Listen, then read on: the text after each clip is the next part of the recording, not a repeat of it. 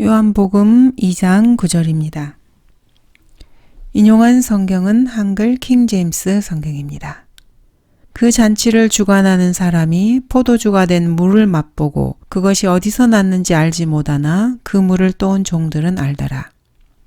잔치를 주관하는 사람이 신랑을 불러서 잔치를 주관하는 사람은 현장을 목격하지 못했기 때문에 예수님께서 행하신 기적을 알 리가 없습니다.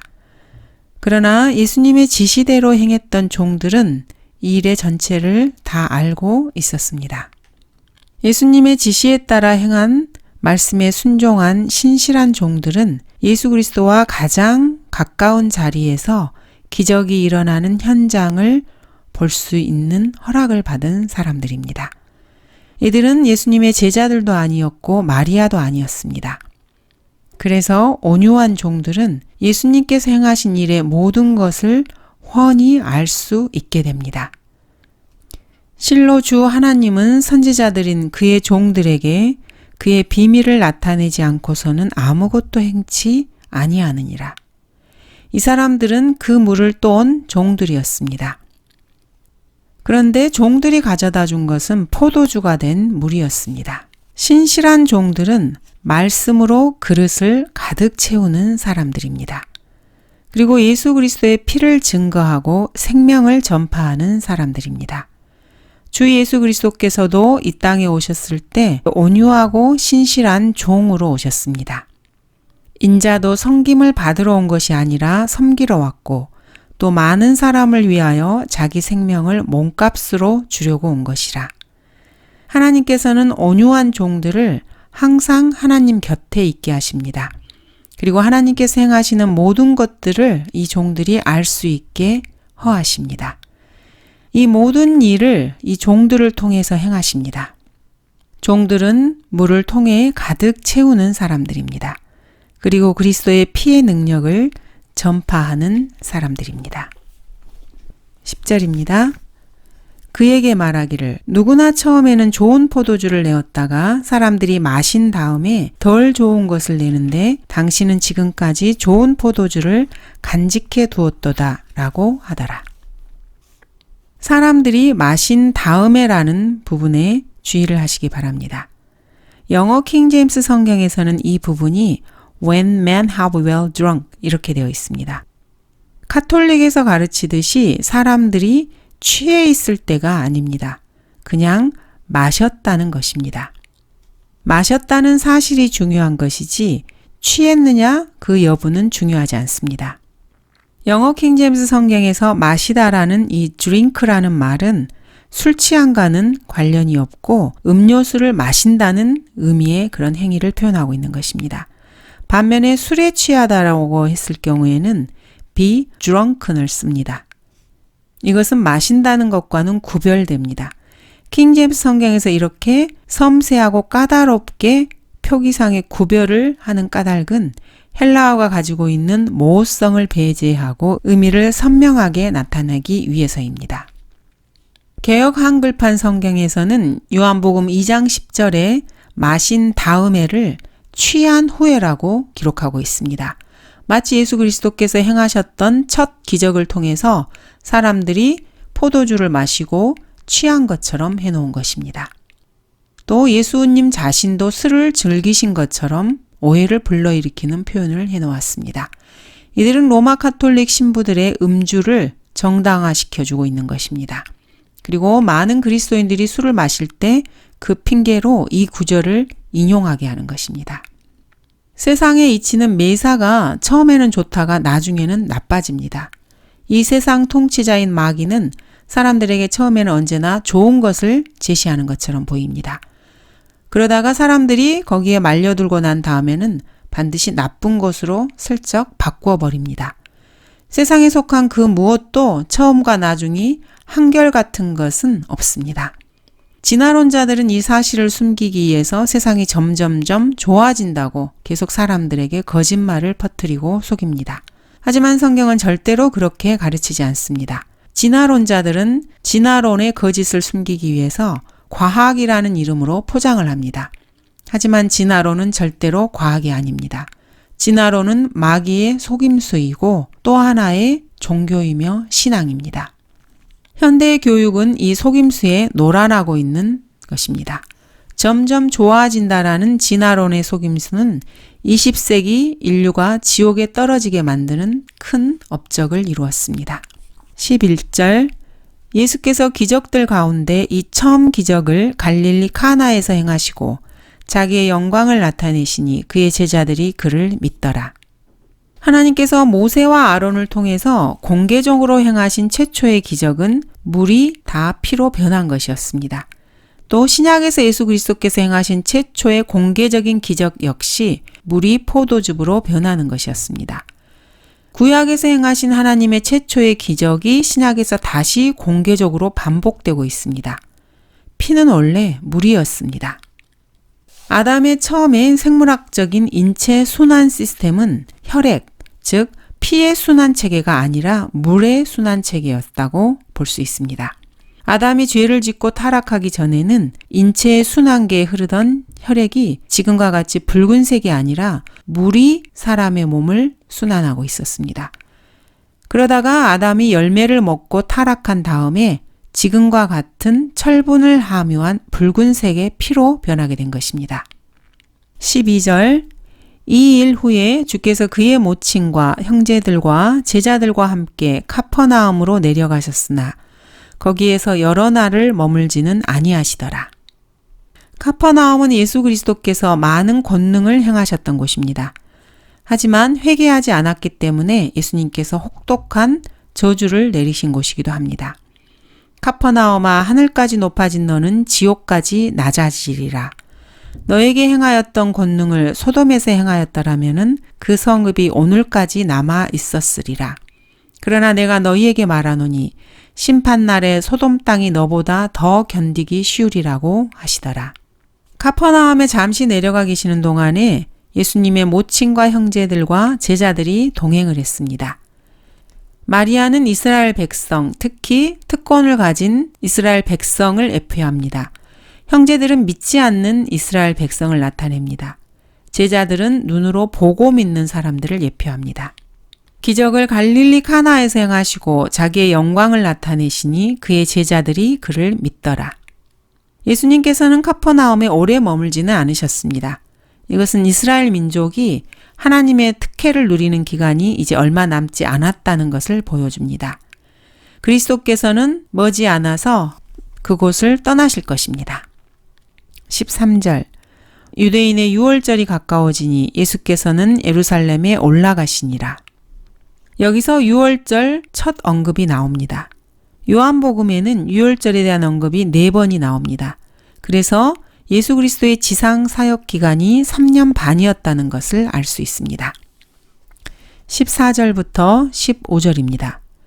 그런데 성전 안에서 소와 양과 비둘기를 파는 자들과 환전상들이 앉아 있는 것을 보시고 노끈으로 채찍을 만들어 그들 모두를 양과 소와 함께 성전에서 몰아내고 또 환전상들의 돈을 쏟고 상들을 뒤엎으시며 비둘기 파는 자들에게 말씀하시기를 이것들을 여기서 가져가라.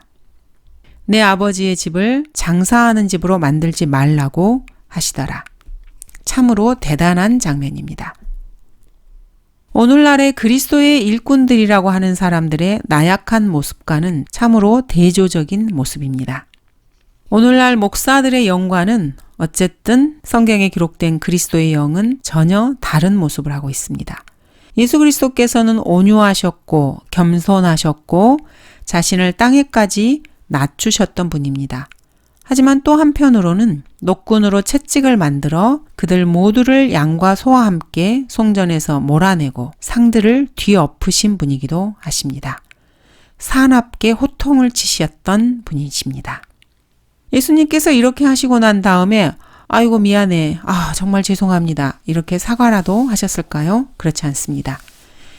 예수님께서는 닥치는 대로 후려치고 뒤엎고 내쫓으시면서 내 아버지의 집을 장사하는 집으로 만들지 말라고 그렇게 호령하셨습니다. 여기에서도 우리는 이스라엘의 영적으로 형편없는 상태를 볼 수 있습니다. 요한복음 1장에서 침례인 요한은 이스라엘이 예수 그리스도를 알지 못한다고 말했습니다. 2장에서는 혼인식에서 포도주가 없다라는 그런 우울한 상황을 묘사하고 있습니다. 이제 성전을 장사하는 집으로 만들어버린 암울하고도 비참한 현실이 눈앞에 드러납니다.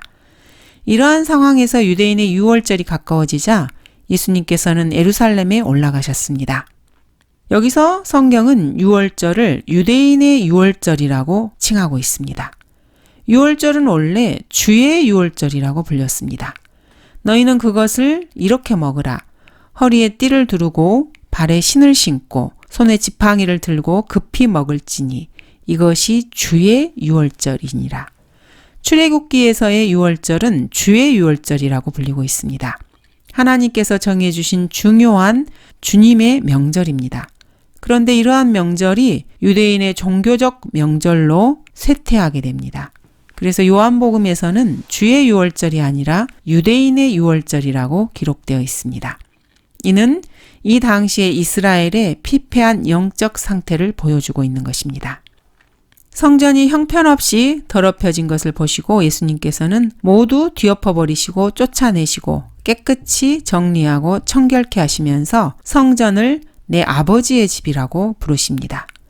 그런 그분께서 나중에 이 성전에 마지막에 오셨을 때도 처음과 같은 똑같은 상황이 벌어집니다. 주님께서는 이렇게 말씀하십니다. 기록되었으되 내 집은 기도하는 집이라 불리리라 하였거늘 너희가 강도들의 소굴로 만들었도다. 이것은 이사야 56장 7절의 일부를 인용하는 것입니다. 내가 나의 거룩한 산으로 인도하여 기도하는 나의 집에서 그들을 즐겁게 해줄 것이며 그들의 번제들과 희생제들도 나의 제단 위에 받아들이리니 이는 나의 집이 모든 백성에게 기도하는 집이라 불릴 것임이라. 이 구절은 분명 재림 구절입니다. 내가 나의 거룩한 산으로 인도하여 그들을 즐겁게 해줄 것이며 이것은 이스라엘의 회복을 말씀하는 구절입니다. 재림하시는 예수 그리스도께서는 왕국을 통치하시는 왕이십니다. 이 왕국 시대 동안에 나의 집, 아버지의 집은 나의 집, 즉 예수 그리스도의 집입니다. 예수 그리스도께서는 마태복음 21장 12절에서 의도적으로 이사야 56장 7절을 인용하십니다. 그러면서 나의 집, 즉 내 아버지의 집을 나의 집, 즉 나 예수 그리스도의 집이라고 말씀하고 계시는 것입니다. 요한복음의 이 구절들은 마태복음 21장의 구절과 비슷하게 보입니다.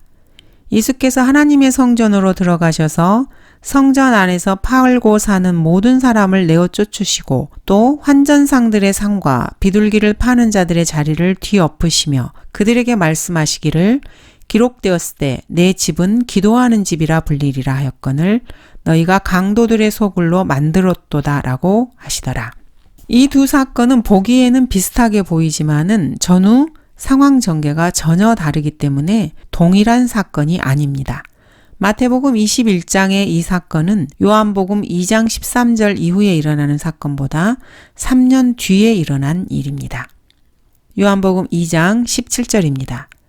그때 제자들이 주의 전을 위한 열성이 나를 삼켰나이다 라고 기록된 것을 기억하더라. 예수님의 제자들은 예수님의 이러한 단호한 태도를 보고 시편 69편을 기억해냅니다. 내가 내 형제들에게는 낯선 사람이 되고 내 모친의 자녀들에게는 외국인이 되었나이다. 주의 전을 위한 열성이 나를 삼켰으며 주를 비방하는 자들의 비방이 내게 떨어졌나이다. 이 구절은 아주 중요한 구절입니다.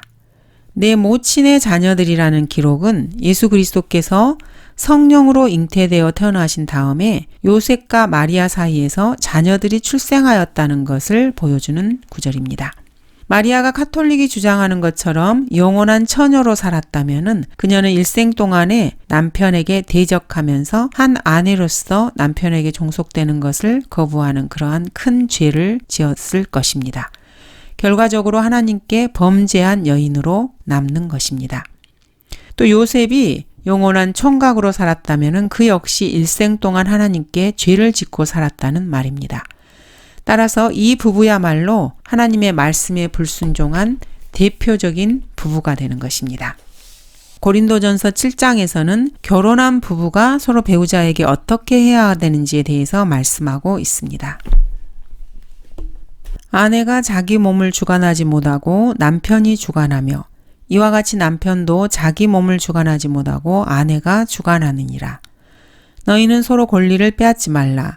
다만 금식과 기도할 틈을 얻기 위하여 합의상 잠시 떨어져 있다가 다시 합하라. 이는 사탄이 너희의 자제하지 못함으로 인하여 너희를 시험하지 못하게 하려 함이라. 다음은 18, 19절입니다. 이에 유대인들이 대답하여 주께 말하기를 내가 이런 일을 행하니 우리에게 무슨 표적을 보여주겠느냐고 하니 예수께서 대답하여 말씀하시기를 이 성전을 헐라. 그러면 내가 3일 만에 이것을 다시 일으키리라고 하시니라. 유대인들은 예수 그리스도께 표적을 구합니다. 유대인들에게는 그럴 권리가 있습니다. 이스라엘은 표적으로 시작된 민족이기 때문입니다. 이 성전을 헐라. 그러면 내가 3일 만에 이것을 다시 일으키리라. 여기서 예수 그리스도께서는 유대인들에게 보여주실 표적으로 부활을 말씀하고 계신 것입니다. 예수 그리스도께서는 후에 서기관들과 바리새인들 몇 사람들이 찾아와서 우리는 선생님에게서 표적을 보기 원하나이다 이렇게 구했을 때 악하고 음란한 세대가 표적을 구하나 선지자 요나의 표적밖에는 줄 표적이 없도다. 요나가 사흘 낮과 사흘 밤을 고래 뱃속에 있었듯이 인자도 그처럼 사흘 낮과 사흘 밤을 땅의 심장 속에 있을 것이라고 말씀하셨습니다. 이 역시 부활의 표적을 말씀하신 것입니다. 20절, 21절입니다. 그러자 유대인들이 말하기를 이 성전을 짓는데 46년이 걸렸는데 내가 이것을 3일 만에 세우겠단 말이냐고 하더라.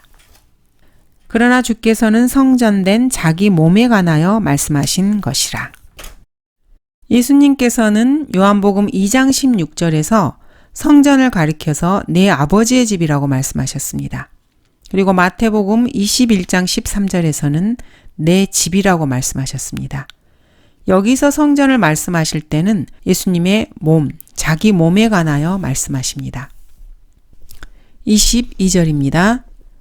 그 후 주께서 죽은 자들로부터 살아나셨을 때 제자들은 주께서 그들에게 하신 이 말씀을 기억하고 성경과 예수께서 하신 말씀을 믿더라. 이 구절은 그리스도께서 19절에서 하셨던 이 성전을 헐라. 그러면 내가 3일 만에 이것을 다시 일으키리라고 하신 그 말씀이 3년 뒤에 정확하게 실현된 사실을 미리 말씀하고 있는 것입니다. 성경에서 이미 예언하고 있었고 예수 그리스도께서 확실하게 언급하셨던 일이 실제로 일어난 것을 보고 제자들은 그들에게 하신 이 말씀을 기억하고 성경과 예수께서 하신 말씀을 믿더라 이렇게 기록하고 있습니다. 이것은 우리 그리스도인들도 마찬가지입니다. 하나님의 계시에 따라서 성경에서 예언하고 있었던 그 일이 실제로 성취되고 이 성전을 헐라 그러면 내가 3일 만에 다시 일으키리라. 이 말씀이 실현된 것은 분명한 역사적 사실입니다. 수많은 사람들이 그것을 목격했고 모든 증언들을 신약에 기록해 놓았습니다. 그래서 우리는 성경이 하나님의 말씀이라는 사실을 전혀 의심하지 않습니다. 우리 앞에 있는 성경을 바라보기만 해도 그 책에서 하나님의 음성을 느낄 수가 있기 때문입니다. 성경은 보통 책과는 다릅니다. 성경은 하나님께서 말씀하신 말씀을 하나님께서 기록해 놓으신 책입니다. 그 말씀을 그리스도인들이 읽고 이해할 수 있게 성령께서 지혜와 명철을 주시고 모든 진리로 인도해 주시도록 해놓은 그 책이 바로 성경입니다. 성경이 여러분에게 무엇이라고 말씀하시는지 귀를 기울이셔야 합니다. 너는 다만 내 앞에 조용히 앉아서 나를 읽기만 해라. 나는 하나님의 말씀이라. 조나 라이스도 킹제임스 성경을 설교하면서 높이 치켜들고 이렇게 말했습니다. 이 성경을 사랑하라. 이 성경을 많은 정금보다 귀하게 여기라. 킹제임스 성경은 어느 한 구절도 중대하고도 진실한 의미가 담겨있지 않은 곳이 없다. 어떤 이유로 성경이 어렵게 느껴진다 해도 그럴 때마다 성경 앞에 몸을 굽히고 책을 펴서 읽어라. 그러면은 여러분이 내세우는 과학이 바로 성경에 있음을 알게 될 것이다. 성경을 존경하라, 사랑하라. 이것은 당신을 향한 나의 충정 어린 호소이고 마음속으로부터 나오는 진실한 간청이다. 당신이 킹제임스 성경을 읽고 이 책에 존경심을 갖게 될 때 한량 없이 자비로우신 하나님께서는 의의 태양빛을 당신 위에 부어주시고 당신의 혼을 환히 밝혀주실 것이다. 존 R 라이스는 그 다른 어떤 역본이나 무슨 원본이나 원문 따위에 대해서는 단 한마디도 하지 않았습니다. 성경을 놓고 이렇게 역설했던 것입니다. 적어도 배교하기 전에 존 R 라이스는 이렇게 올바른 성경관을 가지고 있었습니다. 23절입니다. 6월절 명절날에 주께서 예루살렘에 계실 때 많은 사람이 그가 행하신 기적들을 보고 그의 이름을 믿더라. 유대인들은 주님께서 많은 기적들을 행하시는 것을 실제로 보았습니다. 하나님의 아들이 아니라면 그 누구도 그러한 기적들을 행할 수 없었습니다. 그래서 예수님께서 그리스도이심을 사람들은 보고 믿었습니다. 그렇지만 그리스도께서는 그러한 사람들을 신뢰하지 않으셨습니다. 왜 그러셨을까요? 성경은 이렇게 말씀하고 있습니다. 그러나 예수께서는 그들에게 자신을 맡기지 아니하시니 이는 주께서 모든 사람을 아시기 때문이더라. 또 사람 속에 무엇이 들어있는지를 아심으로 누가 사람에 관하여 증거하는 것도 필요로 하지 아니하시더라. 하나님께서는 모든 사람을 아시기 때문에 사람을 신뢰하지 않으십니다. 주님께서는 모든 사람을 아십니다. 그 사람이 어디에 사는 누구이고 그 사람 마음속에 뭐가 있으며 그 사람이 앞으로 무슨 일을 할지 훤히 다 알고 계십니다. 그래서 예수님께서는 사람들에게 자신을 의탁하지 않으셨습니다. 또한 자신의 이름을 믿는 사람들도 신뢰하지 않으셨습니다. 보고 믿는 사람들이었기 때문입니다. 언젠가 그 사람들이 하나님을 배반하고 자신에게 등을 돌리게 될 것을 다 알고 계셨기 때문에 그 사람들을 신뢰할 수가 없으셨습니다. 인간은 율법으로 이미 정죄된 상태입니다. 새로운 피조물이 아니라면 그 누구도 하나님 앞에 설 수 없는 것이 바로 인간의 모습입니다. 인간은 누구나 거듭나지 않으면 하나님의 신뢰를 받을 수 없습니다. 거듭났다 해도 입으로만 하나님을 사랑한다고 아무리 큰 소리 쳐봤자 하나님께서는 믿어주지 않으십니다. 왜냐하면 그 사람 속에 무엇이 들어있는지를 하나님께서 잘 알고 계시기 때문입니다. 감사합니다.